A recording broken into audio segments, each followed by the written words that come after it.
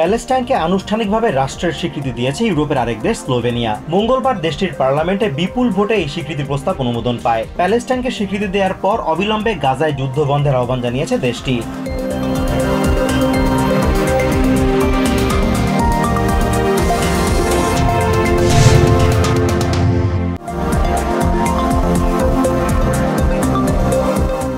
President Joe বাইডেনের উত্থাপিত যুদ্ধবিরতির প্রস্তাবটি ইসরায়েলের এবং কাতার, ইজিপ্ট ও আমেরিকা তাতে মধ্যস্থতা করেছে। স্টেট ডিপার্টমেন্টের মুখপাত্র ম্যাথিউ মিলার একথা জানিয়েছেন। অন্যদিকে হোয়াইট হাউসের ন্যাশনাল সিকিউরিটি কাউন্সিল মুখপাত্র জন কার্বি বলেছেন, ইসরায়েলের যুদ্ধবিরতির অঙ্গীকার পূরণের নিশ্চয়তা দেবে ওয়াশিংটন।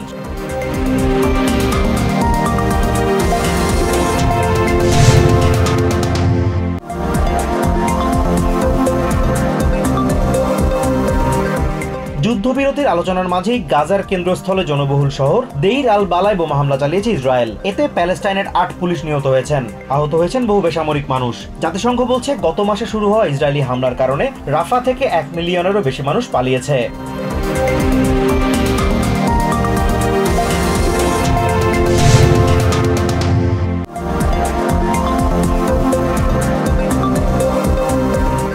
লেবাননের রাজধানী বৈরুতে আমেরিকান দূতাবাসে বন্দুক হামলার ঘটনা ঘটেছে। এতে এক নিরাপত্তাকর্মী গুলিবিদ্ধ হয়েছেন। স্থানীয় সময় বুধবার সকালের দিকে এই হামলা হয়। পুলিশ জানিয়েছে, হামলাকারীকে প্রতিহত করতে গুলি চালান নিরাপত্তাকর্মীরা। সে সময় এক নিরাপত্তাকর্মীর গায়ে গুলি লাগে। নিরাপত্তাকর্মীদের গুলিতে ওই বন্দুকধারীও আহত হয়।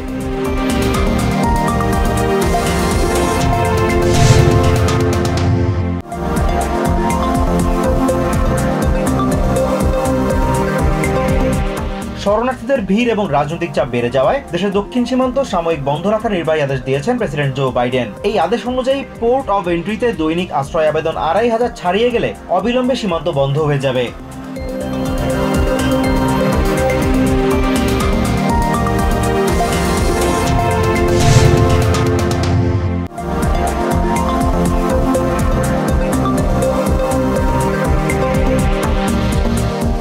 সীমান্তে অনুপ্রবেশে কড়াকড়ি আরোপ করে বাইডেনের নির্বাহী আদেশের কঠোর সমালোচনা করছেন সেনেট রিপাবলিকানরা। তাদের অভিযোগ, ১০ মিলিয়ন অবৈধ অভিবাসীকে অনুপ্রবেশের সুযোগ দেওয়ার পর প্রেসিডেন্ট এখন নির্বাহী আদেশ দিয়ে তা ঠেকানোর চেষ্টা করছেন। এটি দ্বিমুখী আচরণ।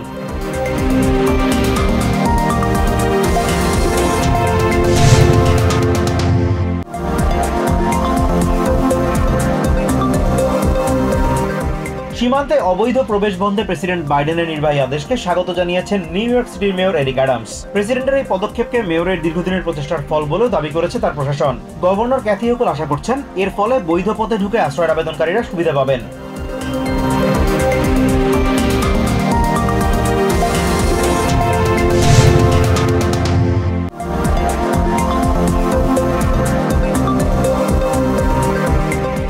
দেশের অন্তত ২৫টি স্টেটে সালমোনেলা ব্যাকটেরিয়া সংক্রমণে আক্রান্ত হয়ে ১৬২ জন হাসপাতালে ভর্তি হয়েছে। সিডিসি জানিয়েছে, শসা থেকে সালমোনেলা ব্যাকটেরিয়ায় আক্রান্ত হওয়ার এই ঘটনা ঘটেছে। ১৭ থেকে ২১ মের মধ্যে ফ্লোরিডার ফ্রেশ স্টার্ট প্রডিউসার সরবরাহ করা শসা থেকেই এই সংক্রমণের উৎপত্তি।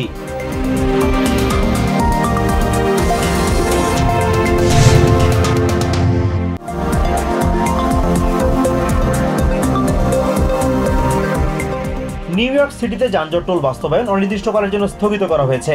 আগামী ৩০ জুন বাস্তবায়নের কথা থাকলেও তা হচ্ছে না বলে জানিয়েছে স্টেট কর্তৃপক্ষ।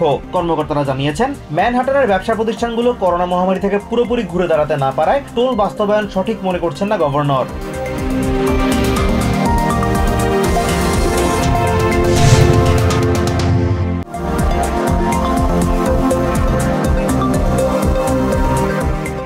ভারতের লোকসভা নির্বাচনে বিজয়ী হয় বিজেপির নেতৃত্বাধীন এনডিএ জোটকে অভিনন্দন জানিয়েছেন পররাষ্ট্রমন্ত্রী ডক্টর হাসান মাহমুদ। বুধবার পররাষ্ট্র মন্ত্রণালয়ে সাংবাদিকদের সঙ্গে আলাপকালে তিনি এনডিএ জোট ও ভারতের জনগণকে অভিনন্দন জানিয়ে বলেন, ভারতের জনগণই তাদের প্রতিনিধিদের নির্বাচিত করেছে।